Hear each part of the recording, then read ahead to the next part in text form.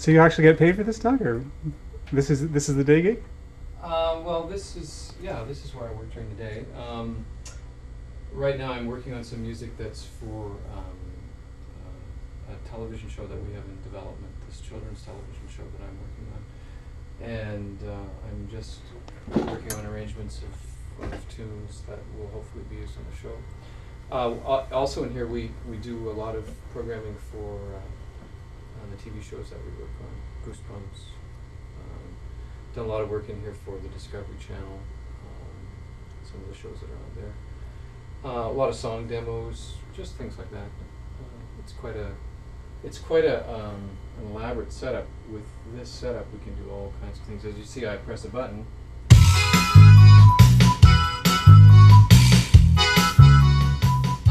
And we have a full arrangement of a tune.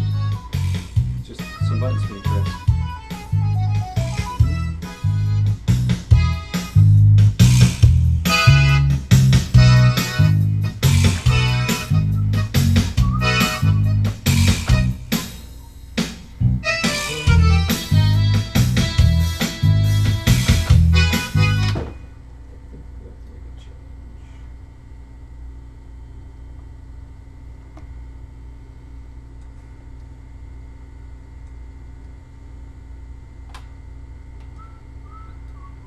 Is this where the CD was recorded? No, but it was not unlike this setup. I worked in a room much like this. We had actually pretty much the same gear.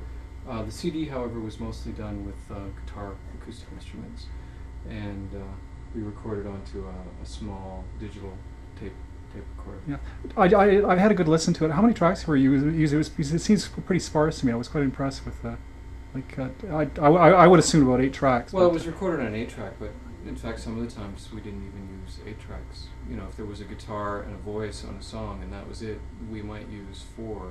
You know, each the voice and the guitar being recorded in stereo. But no, we hardly used anything.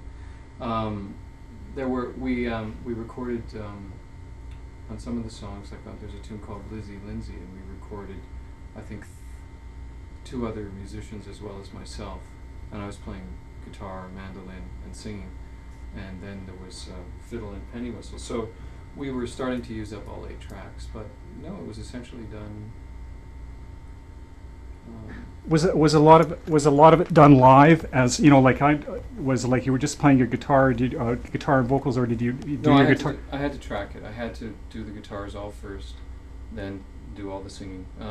Mostly because we were just in a room like this. We had one microphone. We couldn't really do guitar and vocals at the same time. Generally, it's a problem even in larger studios. Although they in a larger studio they would have the wherewithal to separate the guitar and the voice a little bit better. They would have a mic on each, but we had one mic, so we had to make do. One of the promotional things you gave me, it said Summer Tour. Stay With Me. Was that an album? That was an album that came out after Mona with the Children, and I didn't get a commercial release of it. I couldn't get a record deal. I couldn't get a distributor, all that kind of thing. I did a tour that summer, opening up for Seals and Crofts, who were doing a tour across Canada, and I was able to sell albums that way. And I did get some airplay. One of the songs on there called "Lose Your Lovin'," I got a significant amount of airplay on. But again, I didn't have a record deal, so it didn't really amount to. Tangleheart. Which number is that for your albums? Is this like the 3rd album, or have you been? How many albums have you done to date, or how many in the can? Well, that have been released commercially, or even that are, or have you've produced? Well, I've done about 5 or 6. Yeah. Mona with the Children is the one that's seen the most attention and certainly the public's notice. I did about 3 albums that were released in the Baha'i community worldwide a number of years ago that had to do with youth and children. I did a children's album called Rainbows, which has also gotten a limited commercial release, and that was just prior to Tangleheart. So I've worked on probably 4 or 5. Yeah. Um, Tangleheart, I almost thought it was a spiritual album. Listening to it, it could pass for a Christian album. From my listening to it, anyways, that was my interpretation. well, there's one song on it that's an old gospel song. It's actually not even a Celtic song. I did it in a kind of a Celtic style, but I had no intention of that. I think what it is about that music is that it is inherently spiritual, and it would tend, I think, to appeal to that in people. Is that Mary with Three Links that you're talking about? Mary wore 3 links. Yeah, because when I listened to, like, I was listening to you at the chapters, and you had the slide guitar, and it sounded so much different from. I had to have a second listen to it. Well, it's as I say, it's an old gospel song from the southern states, and when I started to play it, I realized that there are great similarities between Celtic music, or so-called Celtic music, and North American folk music, because in fact North American folk music was a blending together of English, Irish, Scottish folk songs and the black blues music that was going on at the time. So really, I think you can go into just about almost any kind of music and find those parallels. I'm also a student of the blues, and I like the blues, and it seemed to go together to me. So, but I didn't have any sort of overtly religious ideas in mind with Tangleheart. To me, it was an expression of the music. If the music expresses that, well, then I think that's the richness of the genre and the richness of the actual songs. Where did you? It seemed like I know you're a happy guy because you're happily married and that, but you seemed to muster up quite a lot of pain. When I thought, man, my first listen to the record, I thought, man, this guy's had a lot of deep wounds. But where did that all come from? Well, I think again, it's the music.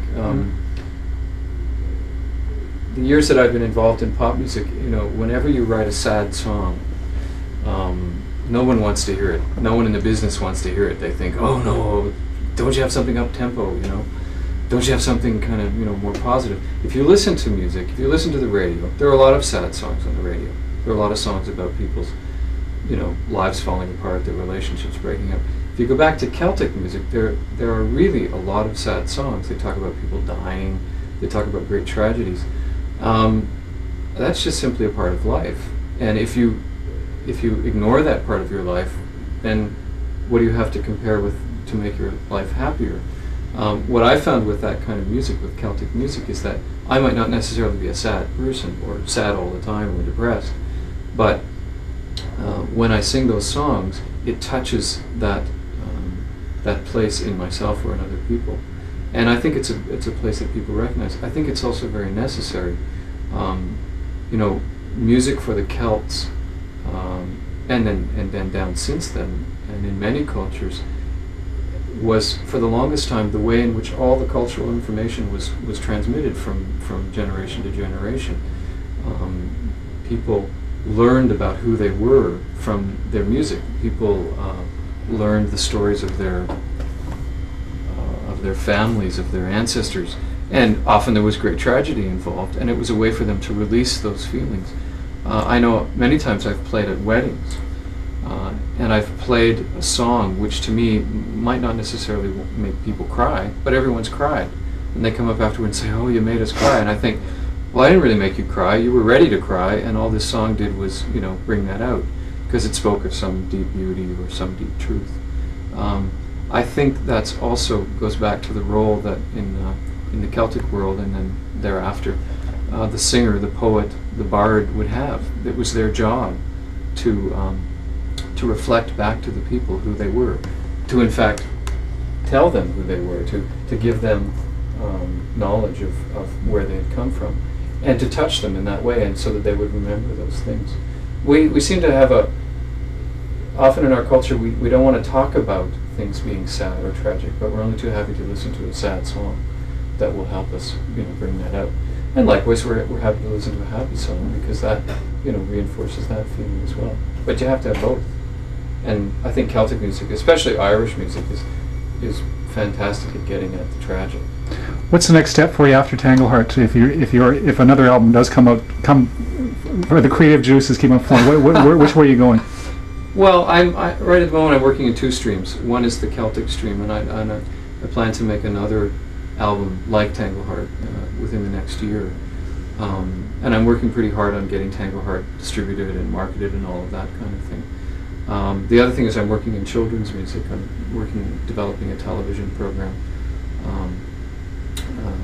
and writing a lot of tunes like the one that I was working on here. Those seem to be the two streams that I'm going in, and I don't think that I don't think there's a conflict between one or the other. I think that they'll complement each other. And what's happened to me is that I've found a musical home in these places. I feel comfortable. The kind of music that I feel closest to and enjoy, I can play in these streams. If I was trying to be a pop star, I think it wouldn't fit, because I don't feel as attached to pop music, although I like pop music. But these are the kinds of music that I grew up with, and these are the streams that I'm going in. So with Celtic music, that's the alternative to alternative? Well, as I get older, I think I'm less involved in what music is and what it's called, and pop music to me is sort of one big huge thing, and alternative music seems to be part of that one big huge thing. So-called Celtic music, I think is just simply a style. It's a genre. It comes out of the past. It's a tradition, and if I continue to learn songs and write songs in that tradition and growing out of that tradition, then that satisfies me as a musician. The music business is a whole other thing, and pop music to me is so much wound up in the music business that my intention is that when I record CDs that people get a chance to hear them and buy them, so it's not that I'm opposed to it, but at the same time I found in the past, when I was involved in the pop world, there would be an expectation for me to do something which was eventually I saw was outside of myself. This was not music that I could relate to. This wasn't music that came from my soul. And returning to Celtic music, and with the kids' music, I'm returning to sort of country blues roots, folk music roots. Those are the roots that I started out in with music, and that's where I feel at home. Prior to this, I worked for Dean. Is that right? Worked at a factory in Scarborough for about 3 weeks. And that was it. Eh? Yeah. Well, I got laid off. Happiest day of my life. No, you're talking about making a living, making music, and I feel very fortunate that I get to do this, and I haven't been doing it all that long and making a living, and for me it's a great it's a privilege, and I'm quite happy, and I know that if I had to, I would do something else, but I've always done music even as I worked at other things. So if you're anywhere between the ages of 9 and 12, you probably are reading Goosebumps books. And, yeah, I've seen The Watch. For instance, when our son was 9, he only read Goosebumps books, and he read them by the dozens, and he collected them and he traded them, and it's now this big TV series. It's actually very, very successful in Canada and the States. Is it American? But Or it's sort of scary. Oh, It's is it? produced here in Canada. Was that but right, It's also shown in the States. And it's a scary show. I mean, it always has some weird twist to it, and that's just like the books. Very, very good.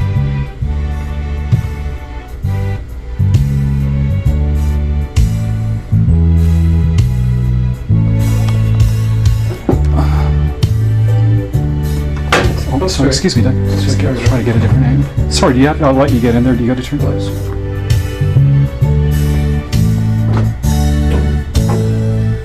This is another kid's tune.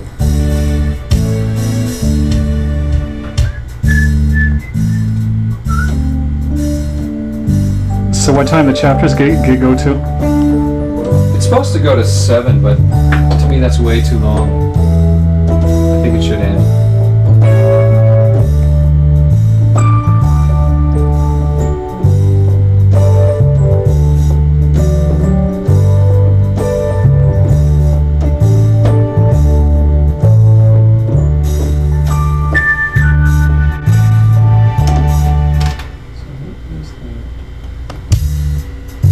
And you infinite amount of virtual tracks type of thing? Well, with the machines that we have, each of these machines has 16 sounds that you can run at once. Plus we have 4 audio tracks where we can actually record guitar or voice or something like that. So, you know, you have this unbelievable range of sounds and things that you can do.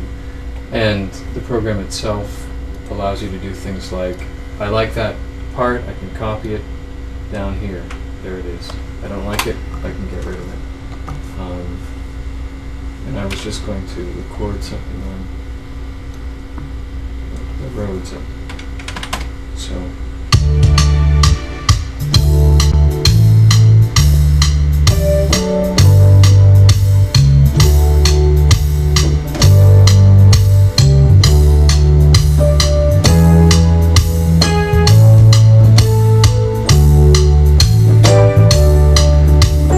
How long have you been playing keyboard?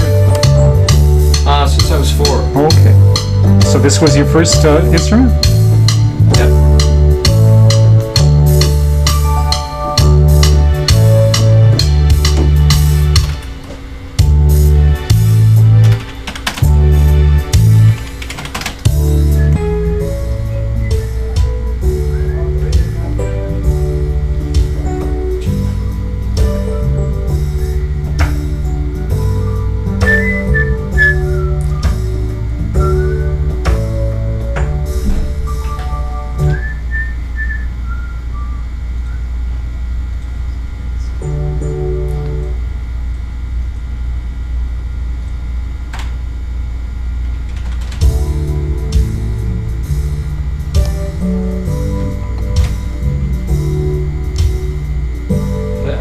Later I'm going to add guitar and stuff. Oh. There's that man with that thing on his head. Way over there?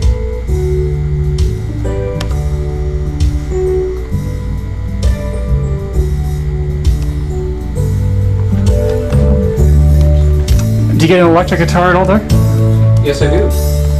I can Any pedals? Any? play an example. Let's close this. Something that we did recently for, where is it now? Oh, wait, no. Let's see what comes up here. Oh yeah.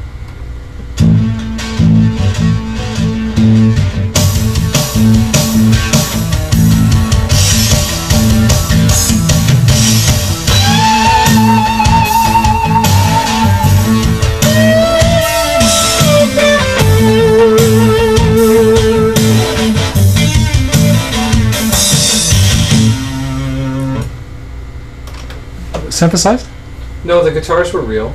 The rest of it is. Do you find with MIDI music though sometimes it sounds a little bit stiff? That's why myself I actually prefer you know, like any if it's played live, you just can't beat it. I think they still haven't yet close. Yeah, agreeable. But you know, for the purposes of writing music for television and film, being able to do stuff on MIDI has completely changed the way you do it. You know, we can do something here in a day that would have taken weeks before, you know, like a full orchestra or you know, a live band. And yeah, I think when it really counts, you might want to go and do the real live stuff. But most music that you hear on TV, you don't hear a lot of it anyway. And I think most people's ears now are so attuned to hearing programmed music that it's something which I think sometimes they'd be very hard pressed to know that they're actually hearing it. Now, when I listen to commercials on TV and stuff like that, I hear sounds that I know come from some of these machines. So you know, I know that okay, that's programmed. But other people listening can't really tell. It doesn't bother me. I know what you're talking about. And for instance, Tango Heart doesn't have. It has a few synthesized sounds. Is that right? Which tracks? Which just out of curiosity? Well, the bass sound is a keyboard bass sound. I guess that's about it, really. For that music, I wanted it to sound like these were real musicians playing it because that's really, you know, that suits it. But for instance, let's hear what this is.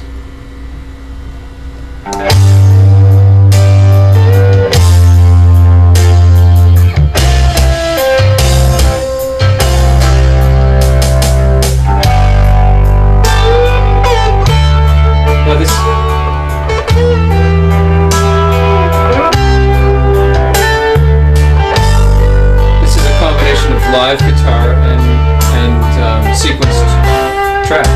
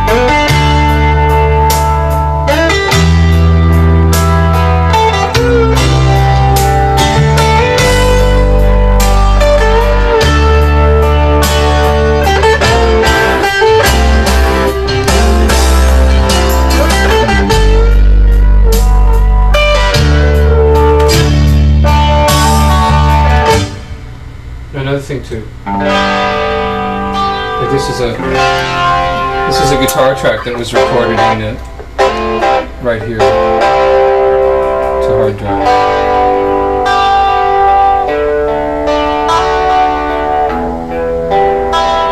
Was that direct? Are you going through a pedal for that? I was using some pedals.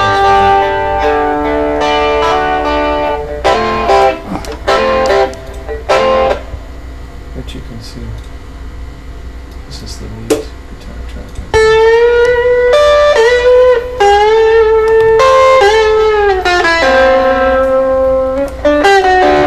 Hear all the mistakes. Oh, Beauty Digital, you can cut it out.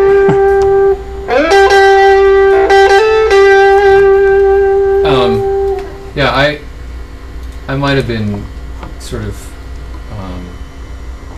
worried about this, 5-10 years ago, but now it's so convenient, and to be able to record live guitar playing or voice right onto hard drive is, it's great. It's the thing. Well,